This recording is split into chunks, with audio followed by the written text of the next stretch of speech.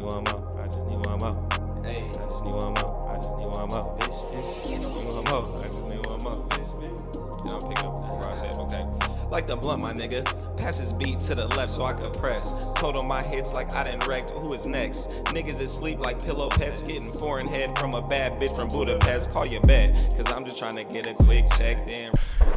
We got the lights, we got the camera. It's all about that action. Y'all know what it is. It's your boy Son of the Waves. This is What's the Wave. Be sure to like, share, subscribe, leave a comment below, because this is your auntie favorite podcast, and she definitely gonna want to see this episode. Because why? I have your auntie's favorite DJ in the motherfucking building, y'all. Shout out to my home dog. We built a great relationship. We got Hugo in studio, bro. How you living today, my guy? I'm good. I'm happy to be here. Thanks for having me. Of course, bro. Of course. Even though this is going to drop sometime in February, we're recording this at the end of January, and we just... I want to say shut down, but we had a great time at the Your Homies event for fundraising for the movie C's. That was a fucking beautiful, amazing thing. Super fun. You killed this set. I'm about to say, yeah, speak to it. Like I said, it was fucking great. Shout out to all the people who performed, all the DJs who came up and showed up. Well, really you and just Eve 6, y'all was really doing y'all thing. Shout out to the band members out there, Germ, everybody doing their thing. My boy Anders. Beautiful site, a lot of talent in the building, a lot of love being shown too. So that's definitely more stuff that Vallejo needs for sure. So definitely check that out if you haven't. I can't wait. I'm really curious when that movie C's is gonna drop. Yeah, so it's just like a matter of him. It's like a fundraiser yesterday, so it's just a matter of like him hitting his mark, his goal. So the sooner the better. So, yeah, I'm excited. Yeah. Please, hey, tap in with your homies. Like I said, definitely go support that. All donations will be accepted, and it's going for a great cause for filmmaking in Vallejo. That's a scene that we really don't have. That I'm glad. It's a horror movie. Come on now, that's what I'm saying. That shit's gonna be crazy so shit. Dope. Shout out the boy David for putting on and trying to make something great. But let's get into this episode with my boy Hugo. I'm glad I get to pick your brain and let the people, get to see the man behind the spins. You feel me? So you feel me? Get to see what you like, just a little more personal level. Hey. This is dropping in February. I do my monthly campaigns on the podcast. January about being multi-talented, February about Black history, of course. So I love asking my guests on the show, how do you plan on making history? With either you just being as a man, as a person, or just with the art that you create, through your music, through the sounds that you provide. How do you plan on leaving an imprint or a mark on history? Yeah, well, a lot of people don't realize this because lately I've been like doing a lot of DJ gigs. I have a clothing brand. Yes, sir.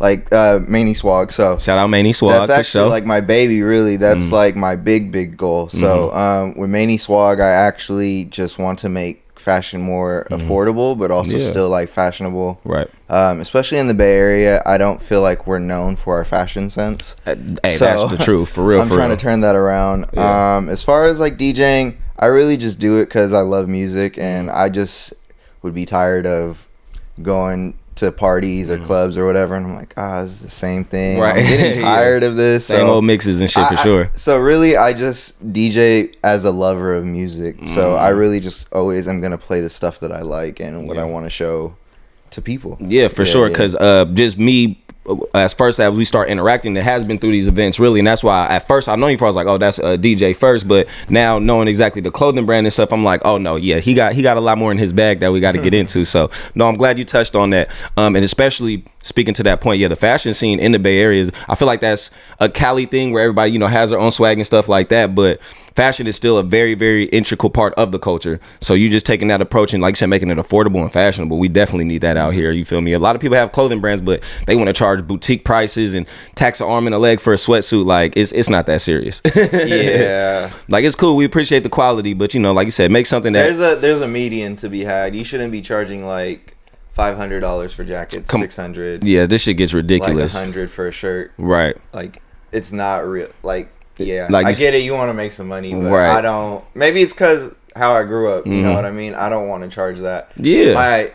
My younger self would not allow me to buy. Like, bro, I bought one $120 shirt in my life. Right. I'm like, oh. Yeah.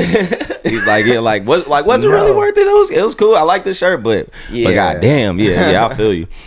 But let's get into the talent that you are. We'll start off just with the DJ side and then working into the clothing.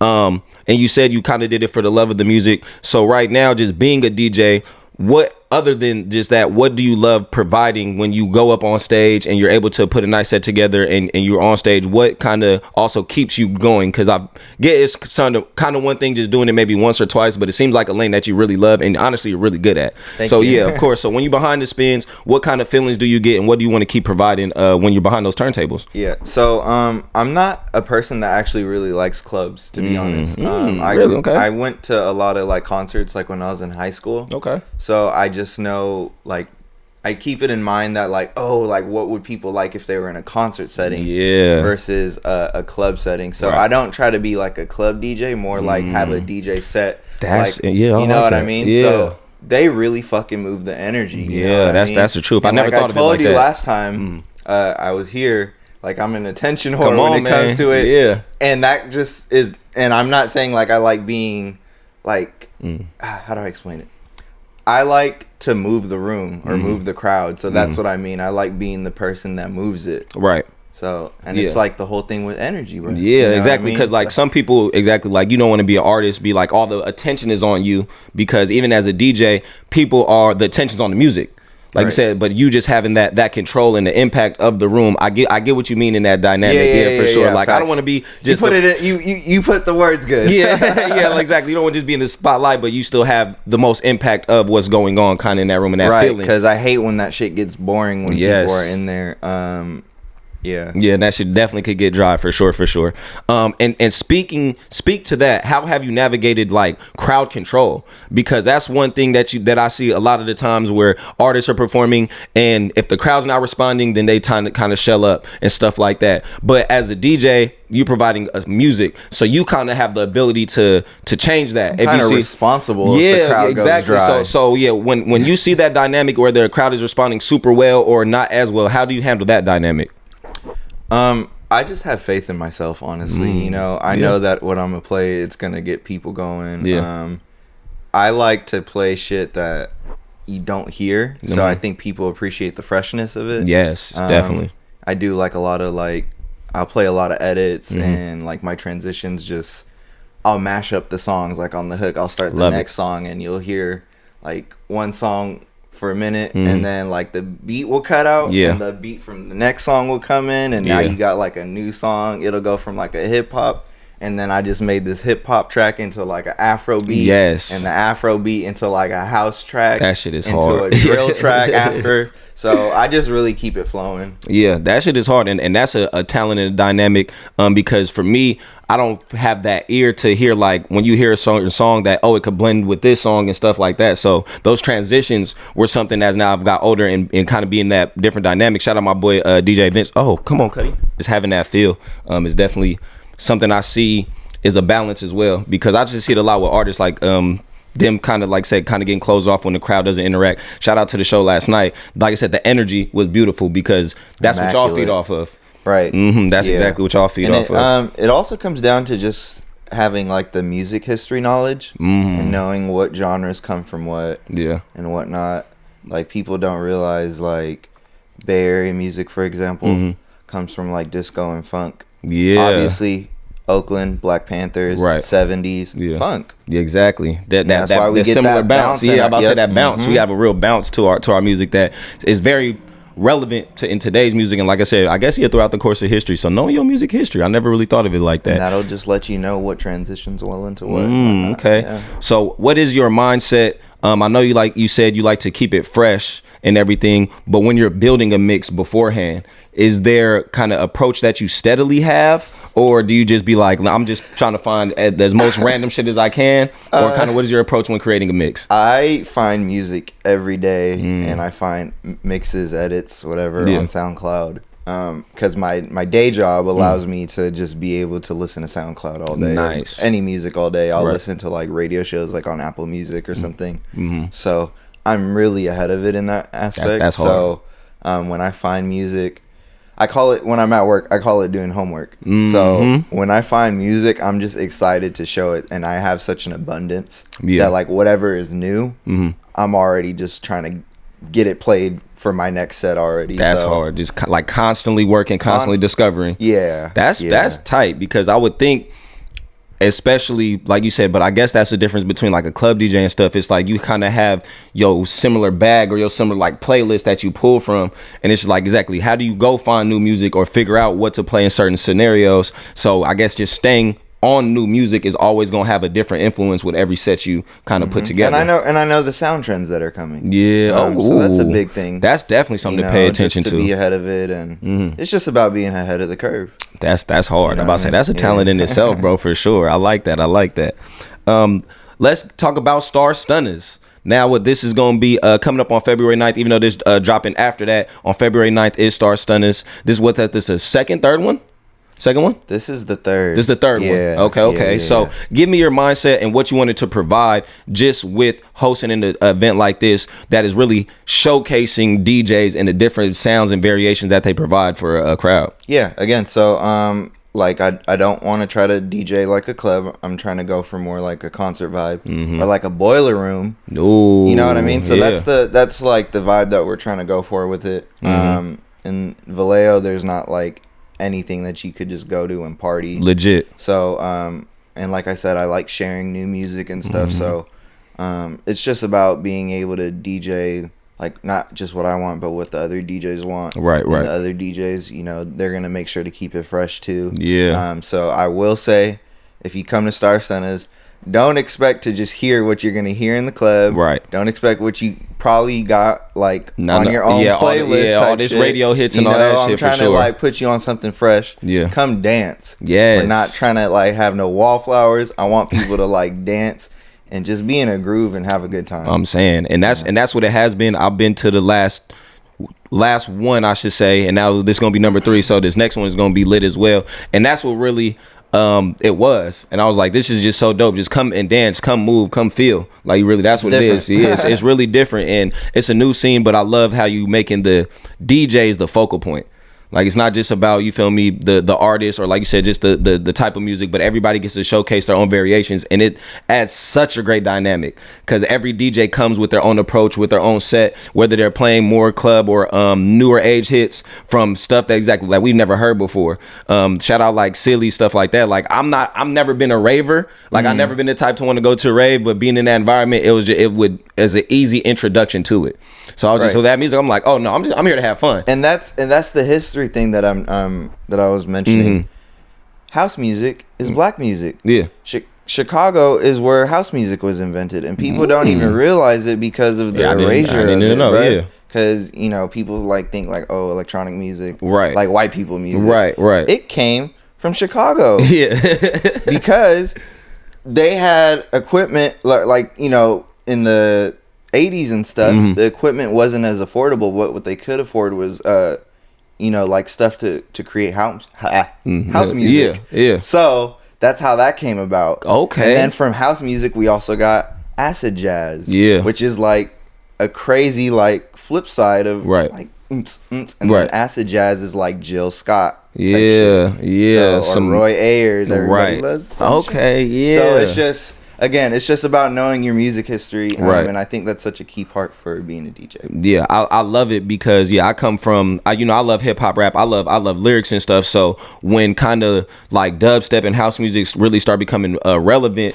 I was just like, bro, I don't fuck with dubstep. Okay, no, it's cool. No, yeah, I got you. Yeah, but I was just throwing that. From when it started becoming really, I guess, more mainstream and stuff. I'm like, why are y'all listening? For one, I was like, why are you listening to music without words? I didn't get that. And shout out to my boy Jace, white boy from Chico. He was like, bruh, just feel the music. He's like, you're not there to like listen for something he's like, just feel it. Because it's music and it's going to make you respond at the end of the day. Frequencies and all that, we're big believers of energy as well. He's like, once you feel a certain beat, like you could just start tapping your foot. If I come and start slapping on the lunch table, you gonna nod your head. He's like, just think of that. And I was just like, okay. And it kind of changed my perspective of it. So now just seeing the different varieties that it comes in, where it's like you said, blends and transitions and little just nuanced things that happen, I'm just like, it's a fucking beautiful thing. It's so dope. And as far as like the lyrics, like you were just saying, like there was a period in time, and I feel like it's coming back where like house music or electronic in general, like we're getting lyrics again. And it goes back to when it first came out, and it was like a predominantly like black genre. Right. there was hella lyrics and there's people singing, you know, like Gypsy Woman or like Robin S, like Show Me Love, like people were singing on them. Yeah, and then it just got lost in the erasure of it. Right. And then it's coming back because we got artists right now like K Tronada or Channel 3. Yeah. You know, so they're bringing it back to kind of like its roots. So I appreciate that. Yeah, for sure. And I think the association, like you said, with the Rager was for people like me kind of the turn off as well, because you like, as you thought, like that's what you have to do for that music, and it's not the case. Like you said, I love dancing. I'm a dancer always, so I could dance to anything. You feel me? So I never just thought, oh, if I go in that environment, oh, I just have to rage out. Like, no, you can fucking vibe. You can two-step. You feel me? Like, you wouldn't associate just vibing or two-stepping and grooving to house music normally. House came from disco, bro. I'm saying, yeah, I'm saying, bro. Like, I gotta put it out there. Yes, you know, yes. It has to be known. And I think that's so true, because now that I've just been in that environment more, it's just like, no, this is so fun. It's where it's at.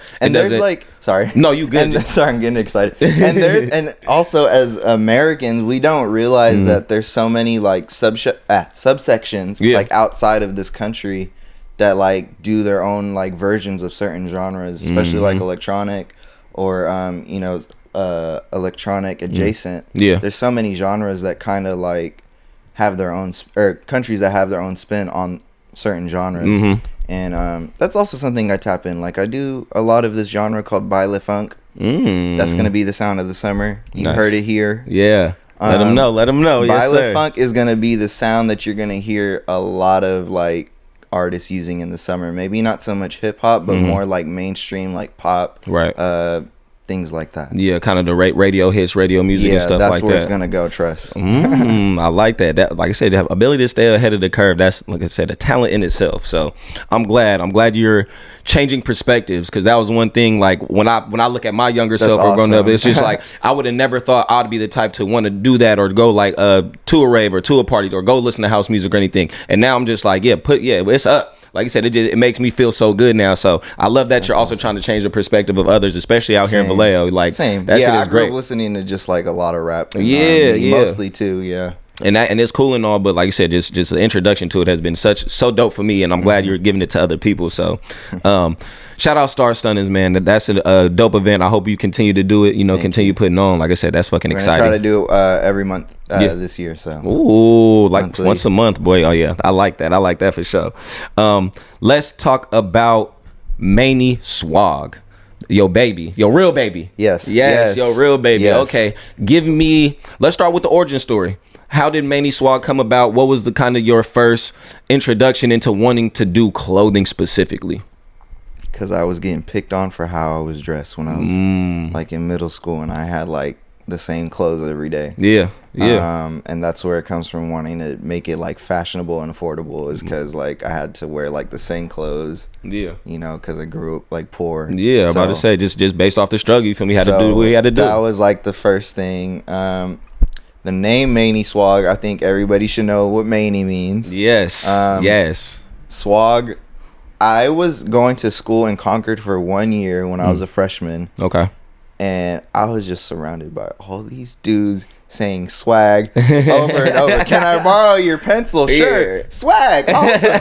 And these are the same people that were also like making fun of me. Right. The swag era was crazy, like swag was just like a thing I came up with, like, like out of spite. So but Manny Swag, I feel like in essence kind of like, because Manny could also mean like cool or like, you know, it's like a cool term. Yeah, slang, for sure. But also not, Manny doesn't just mean like cool. It could also mean like that shit was like crazy. That shit was wild. Yeah, I love it. But like, so Manny and then Swag was meant to kind of just like stick it to like the cool kids. So like, I guess you could say like more in the realm of like weird. Yeah. It doesn't have. I'm not trying to like give it a real definition. Right. But Manny Swag is kind of like a contrast. So like almost like Outkast. Yeah, it's like Wild Style type shit. You know, yeah. So the artist Outkast, they kind of like contradict each other in a way. Yeah.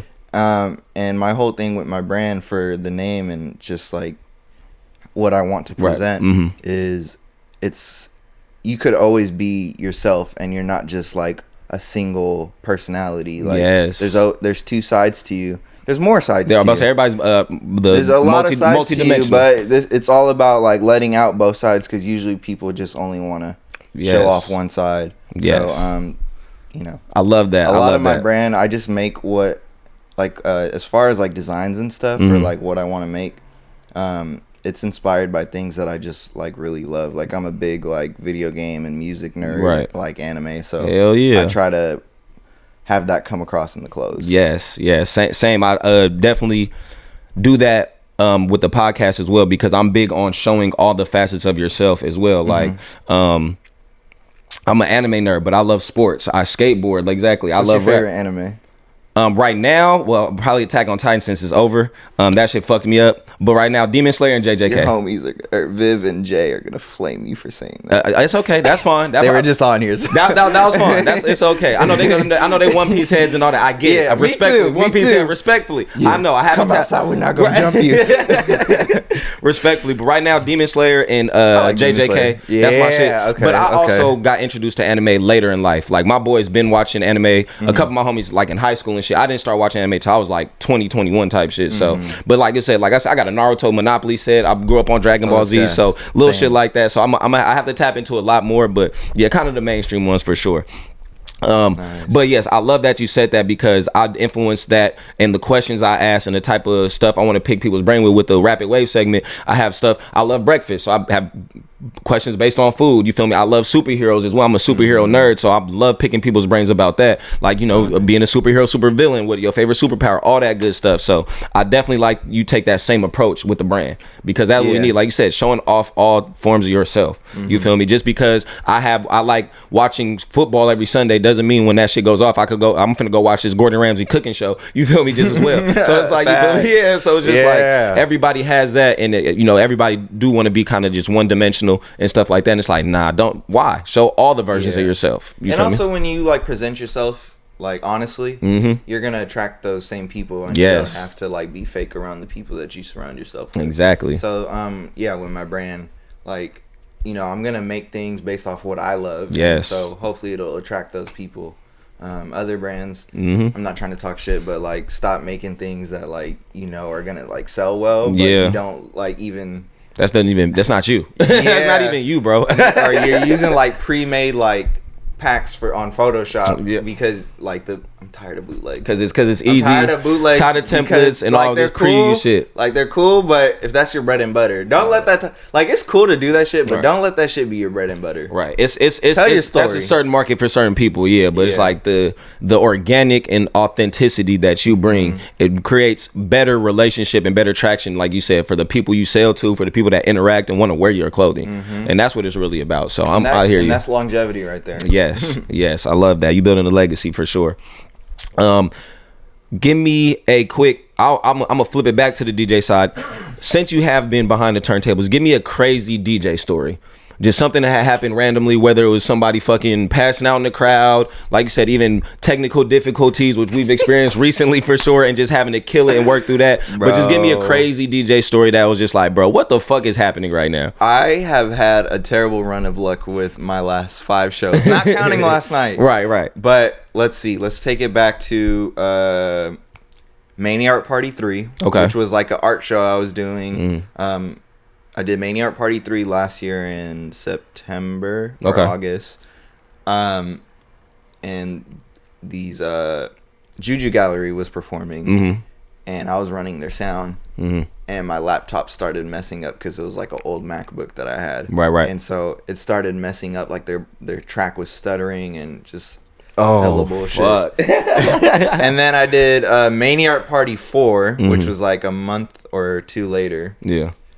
My speaker blew out, like completely like fizzed out. Luckily, hella people brought speakers, so we were able to take care of it. But it was just like, oh man, like something again. It's right. And then your homies Horror Night, which was like your homies, they did something in October for Halloween. Yeah, I remember that. That shit looked alive. The show was finishing up, and I was just playing music as people were leaving, and that MacBook had his last breath. It took his last breath, bro. It just bricked. My screen just turned white, and I got it back. I got it back on like the next day, but it said it uninstalled the operating system. How the fuck do you do that? That's wild. And then First Star Stunners power went out. And then the Star Stunners that just passed, my laptop wanted to update, like, just in the middle of my set. That shit was wild. He was just like, wait, 5 more minutes. He was like, 5 more minutes. Times, the energy has been so up that it just hasn't even, like, really super mattered. We get the problem fixed in, like, 3 to 5 minutes. Yeah, it didn't wrap. The energy is like crazy still, and people are like over there, like they just start freestyling on the mic or some shit. That shit, we so make shout it work. out the crowd, bro. See, that's why it pays off when you have good ass energy in the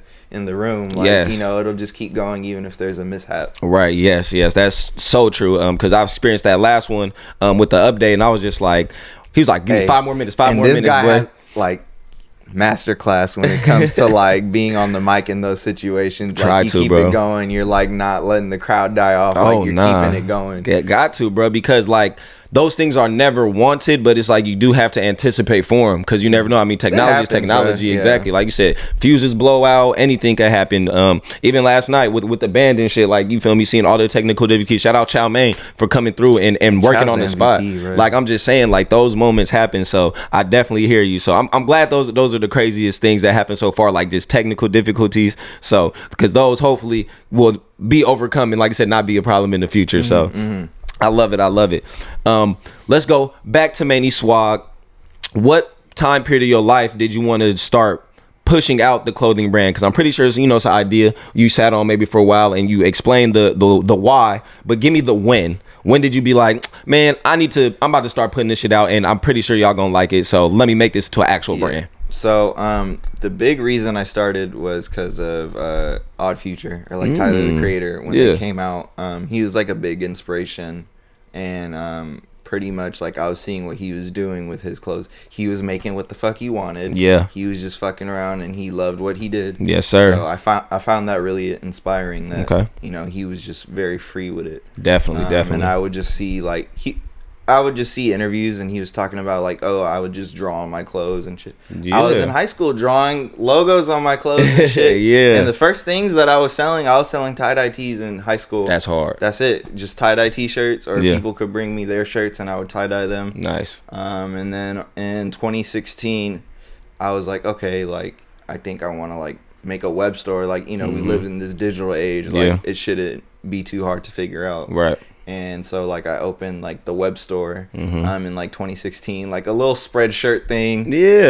So that was like the year that I graduated high school, or like a couple months later. And I just was like selling some shirts and sweaters and stuff, and off a Spreadshirt, which is like a drop shipping service. They shout out Spreadshirt. Nah, I about to say back in high school, because I do remember that too, because I remember I got a fucking Step Brothers, one of my favorite movies. I got a Prestige Worldwide shirt off a Spreadshirt. Worldwide. Investors. So I was just doing shirts off there. My first logo was like a orange juice carton, and the logo just said Swag on like Swag.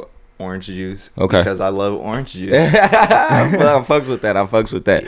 And now, because it doesn't seem like you have, well, I mean, to me, or do you have a signature logo? I know it's the MS, that's something too, but do you like not sticking to one similar just kind of logo or character and like developing a bunch of different ones? Because I mean, certain things are iconic, like a Nike swoosh, or you feel me, but that's like, I'm a big Vans head, but there's not one. I mean, the Vans as in the word is kind of iconic, but then there's so many other variations that they do. Like, you could think checkerboard and Vans, like, you feel me, stuff like that. So do you kind of like having that variety and that customability kind of in your clothing?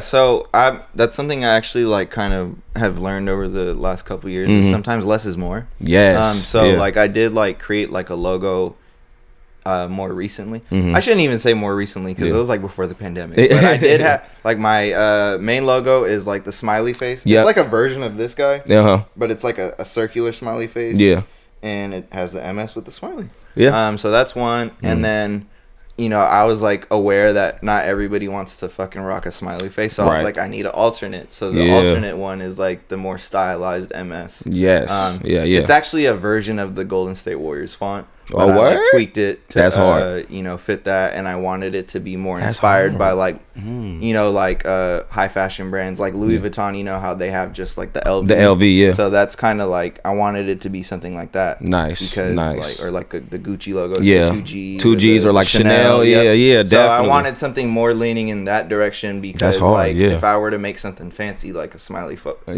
logo would just kind of kill it. Yeah, I feel you on that. And no, adding that variety, that's a great dynamic because when you think Louis V, you either think of the print or the logo. That's it right there, bro. That's it right there. Manny Swag, I like that. Yes, sir. That's hard. Okay, I'm glad.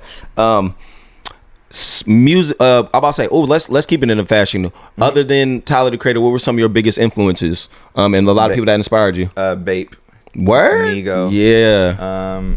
Not necessarily. It's not strictly fashion, but I like I said, everything is just from what I love, and I love Sonic. Yeah. And I love the Dreamcast, the era of the Dreamcast, and for those that might need an idea of what that means, like on the Dreamcast was Sega's last logo before they were like, we're not doing consoles no more. I said last logo. Last console. Yeah. So on that console, they came out with Sonic Adventure, 1 and 2, Jet Set Radio, Crazy Taxi. My older brother had those. Soul Calibur. Hitters. What was that boxing game? Some knockout. They had a boxing game on there that my older brother. That shit was hard. Oh my gosh. Yeah. So shout out Dreamcast. Always wanted one. Never had one. Dreamcast is my favorite logo, but they were going so fucking crazy on like the art direction in all their games. Yes. You could hear music like differently. Like you said, when you said Jet Set Radio, images from the games, you'll hear the music. Bro. Yes. Like Sonic music. Yes. Legendary. That's hard. Yeah, for sure. So. Yeah, I'm super inspired by that. Like, really, it just evokes, like, heavy Y2K vibes. Yes, for sure. That's something, I guess, like, that I integrate into my clothes a lot. Is like that specific era of, like, Y2K, like, looking at, like, magazines from back then. Yeah. But yeah, Bape is, like, a big inspiration besides Tyler. Gotcha. So, like, by extension of that, also, like, Pharrell. Somebody who's, like, getting into fashion a lot lately more that I notice is my other favorite artist besides Tyler is Kid Cudi. Yeah.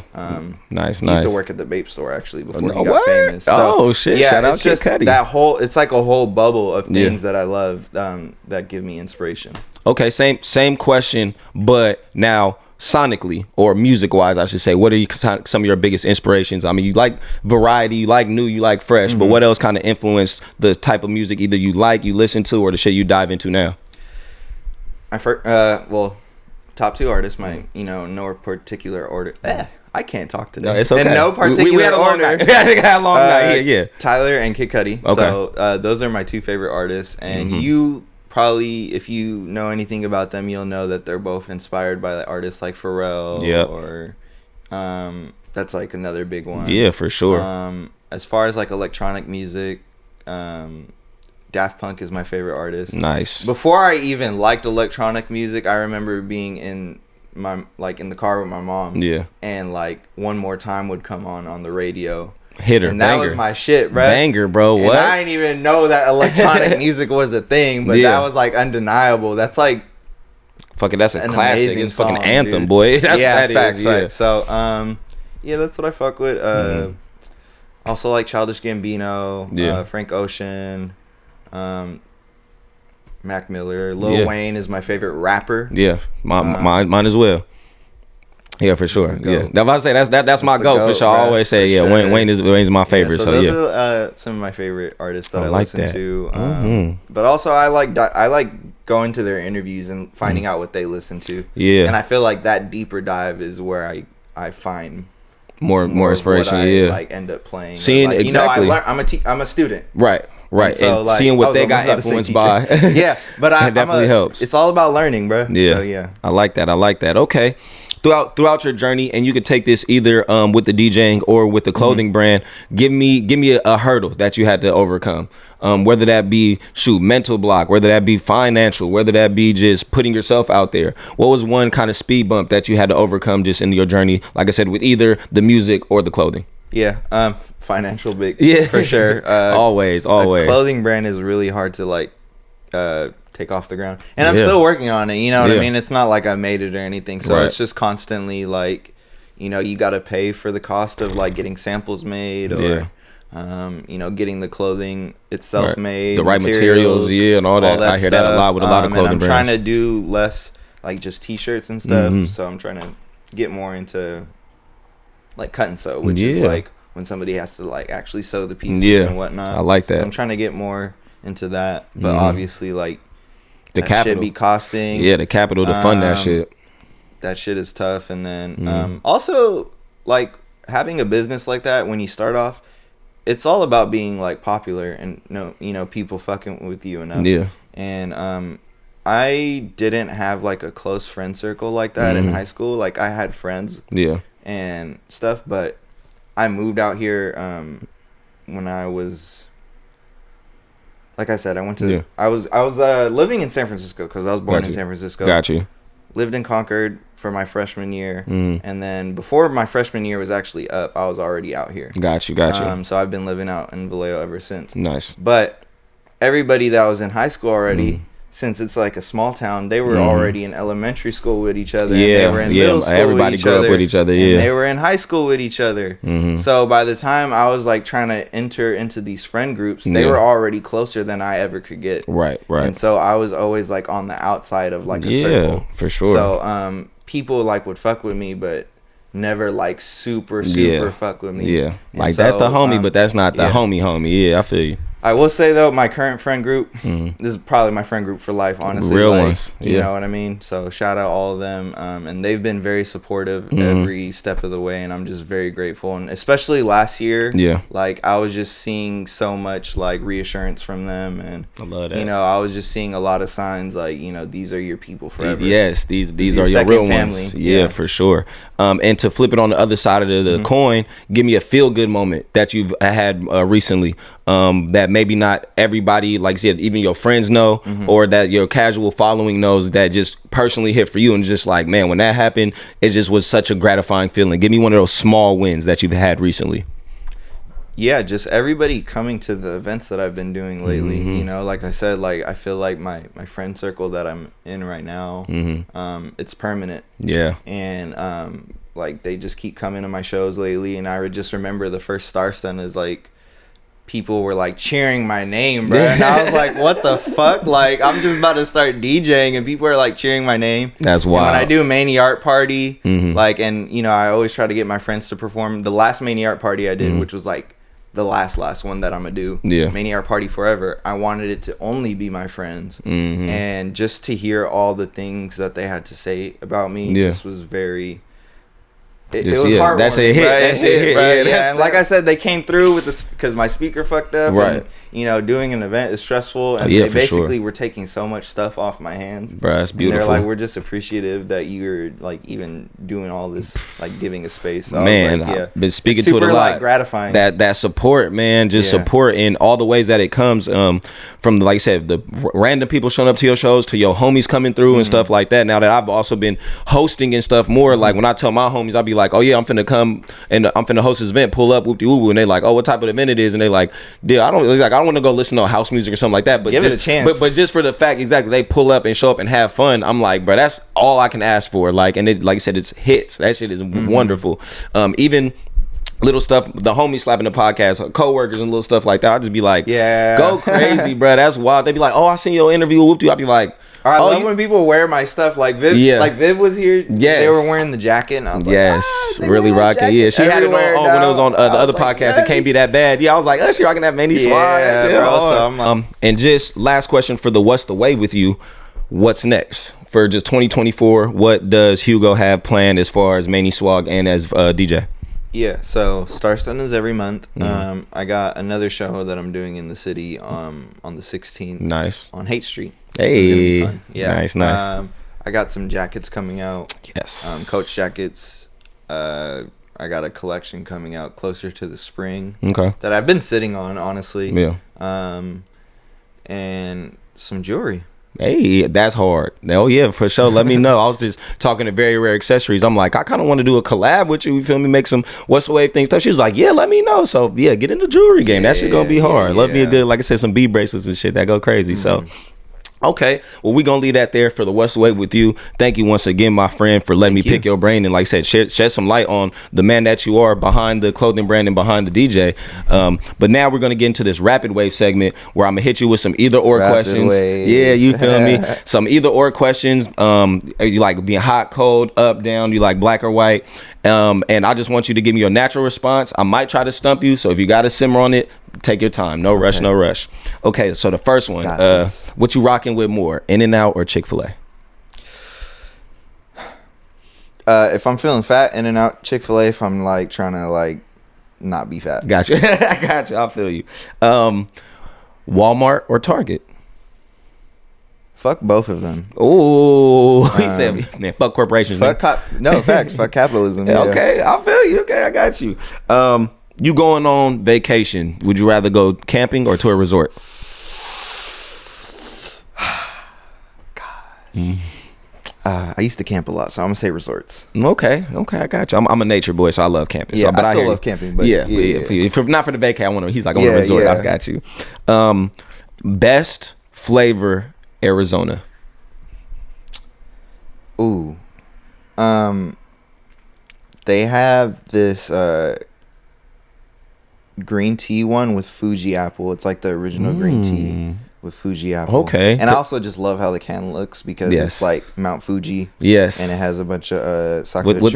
With the ginseng in there. Yes, sir. Yeah. Yes, sir. That is a hard. I got turned on that later in life. But I was like, I never tried it until I was like a little bit older in high school. I was just like, oh yeah, this motherfucker fire. Yeah, that motherfucker is good. I got you. Would you rather go to a steakhouse or go get seafood? I don't like seafood, so yeah, steakhouse. I got you. It's easy answer. Okay. Skittles or Starburst? Starburst. Oh, he said instantly. Yeah, I like chewy candy. Got you. Fruit chews. I hear you. I'm like mentioned before, I'm a big sports head. I got fucking ESPN on in the background. If you could have went pro in any sport, what sport would it have been?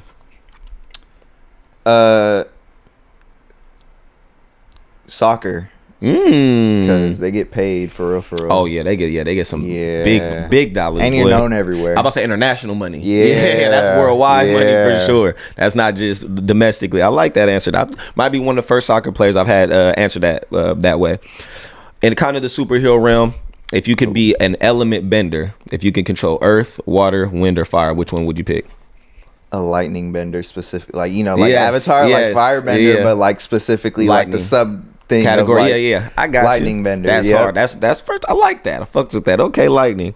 Give me your dream car. If you have any car, it could be real, it could be fictional, it could be off of a movie. A 1965 Shelby Cobra. Oh, I see you. He going in 60 seconds on their ass. Yeah, I like that. That's hard. I'm a big muscle car fan, so I like that as well. Do you have any weird fears? It doesn't have to be a straight up phobia, but any just weird quirks or weird just little icks that you like, certain things you just can't stand? Frogs. Really? Toads, yeah. He's like, I can't do the little froggy guys. Okay, I hear you. He's like, I don't fuck with them. That's hilarious. I like that. I have to pose this question like this, and I hate to say it, but you just got sentenced to death. What is your electric chair meal? What's the last thing you're going to eat before you leave Earth? It could be anything you want, as much as you want, home cooked, store-bought, anywhere. Probably a burrito with some bacon inside of it. A carne asada burrito, but it also has bacon bits in it. Ooh, that's hard. I never had that. That's fine. A little bit of pineapple. Because I feel like that might be something slept on, and I'll probably never have it. But slept my last meal. So yeah, but let me see if it works. Yeah, I like that. What's What's your beverage? Root beer. I don't know. He said keep orange it juice easy. Or root beer. Yeah, I'm about to say, I'm pretty sure he had some OJ. That'd have been hard. Okay. I got a couple more for you. One of my favorite genres of movies is heist movies. Like I love when they have to put together the team and everything like that. So what would your role be in the heist? Would you be the mastermind? I'd be the driver.